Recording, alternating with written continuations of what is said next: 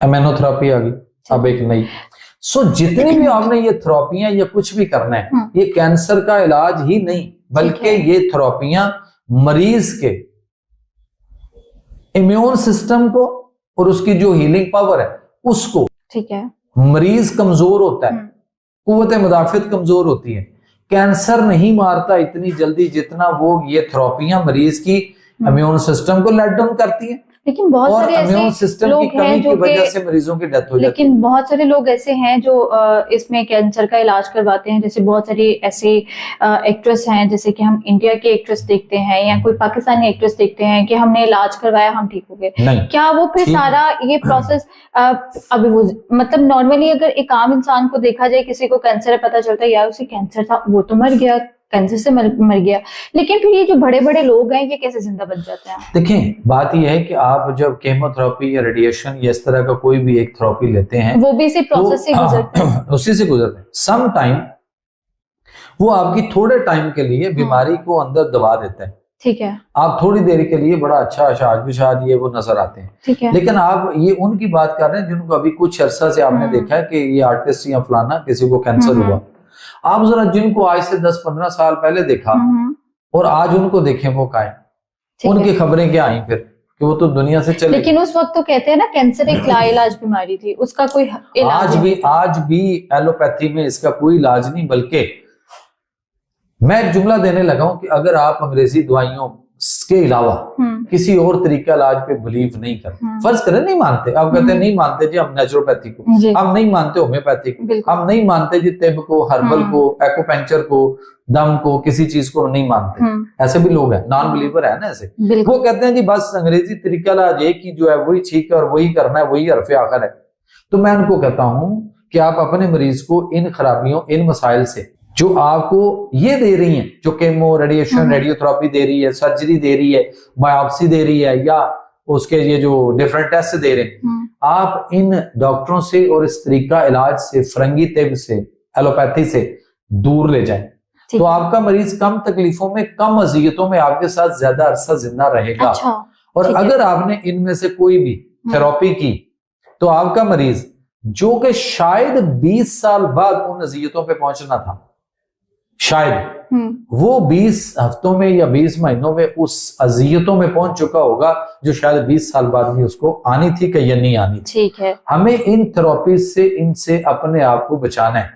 ठीक है, एक बायोलॉजिकल वॉर। यहाँ पे मैं एक बात कहूंगी, वो तो उनका तरीका इलाज है। मैं इस वक्त जानना चाह रही हूँ कि नेचुरोपैथी में कैंसर के जो मरीज हैं उनको हम कौन सी ऐसी गजा सजेस्ट कर सकते हैं? मतलब आप उनको नॉर्मली देखिए इलाज इतने महंगे हैं, आप एलोपैथी में कराएं, नेचुरोपैथी में कराएं। देखें एलोपैथी में तो जहां भी जाएंगे ना, तो वो पता क्या कहते हैं, पेशेंट मुझे आके कहते हैं कि जी 1-1.5 करोड़ मांगा उन्होंने। अच्छा। कोई मुझे आके कहते हैं कि जी उन्होंने हमारे से 70-80 लाख रुपया डिमांड की। ठीक है, तो वो कहते हैं जी हम इतने पैसे कहाँ से लाएं? तो मैं कहता हूं कि उनकी निस्बत बहुत कई गुना सस्ता इलाज आपके पास नेचुरोपैथी में मौजूद है। ठीक है, अब वो जो आपने बात की ना कि क्या खिलाएं या क्या नहीं, उनकी डाइट वो डिपेंड करता है। वो डाइट प्लान देखो, कैंसर डिफरेंट है, ठीक है, ब्रेस्ट का और है, ब्रेन का और है। फिर भी कुछ ऐसी तो डाइट्स होती है ना कि एक बंदा एक कैंसर से गुजर है, चाहे वो किसी भी टाइप का कैंसर है, कुछ चीजें कॉमन है, कुछ कॉमन हो सकती है ना, कौन सी एहतियाती तदबीर हो सकती है? आप उसकी चीनी छुड़वा दें। ठीक है, ठीक है, अब उसको चीनी से बनी हुई कोई भी चीज या जिस चीज में चीनी डाली गई हो, ठीक है, ठीक है, चीनी से परहेज हाँ, चीनी वाली चीजों से, मिठास वो वाली जो चीनी की मिठास है उससे परहेज करवाएं। ठीक है, उसके बाद उसको मैदे से बचाएं, उसको चिकन, ये जो वलायती मुर्गी और वलायती अंडा, फिर वलायती डॉक्टर और वलायती दवाइयां, इनसे बचाएं। ठीक है, ठीक हो गया।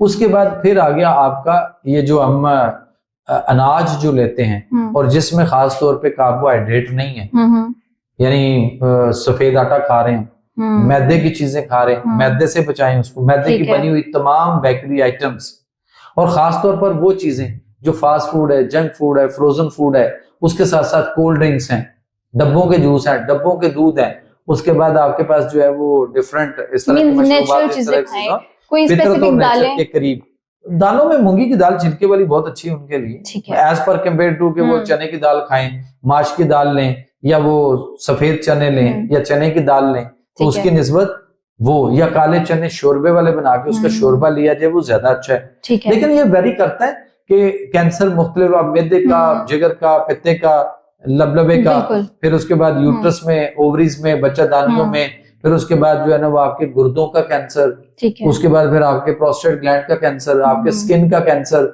आपके दिमाग के अंदर जो है वो वहां का कैंसर, रसोली ठीक है। के बन की कोई ऐसी, तो इससे डिफरेंट है। लेकिन वो जो जब आप मालिश को दिखाएंगे ना, किसी नेचुरोपैथिक डॉक्टर को दिखाएंगे, किसी नेचुरोपैथ को दिखाएंगे, या किसी आप नेचुरलिस्ट को दिखाएंगे ठीक है। कि जो माहिर फितरत हो, जब आप उसको दिखाएंगे तो वो आपको आपकी कंडीशन और उसकी स्टेज और उनको देखते हुए फिर उसके साथ कोरिलेटेड कौन से मसाइल आपके डिजीजेज हैं उनको देखते हुए और नब्ज और उसके मुताबिक फिर वो आपको ग़िज़ा सजेस्ट करेगा।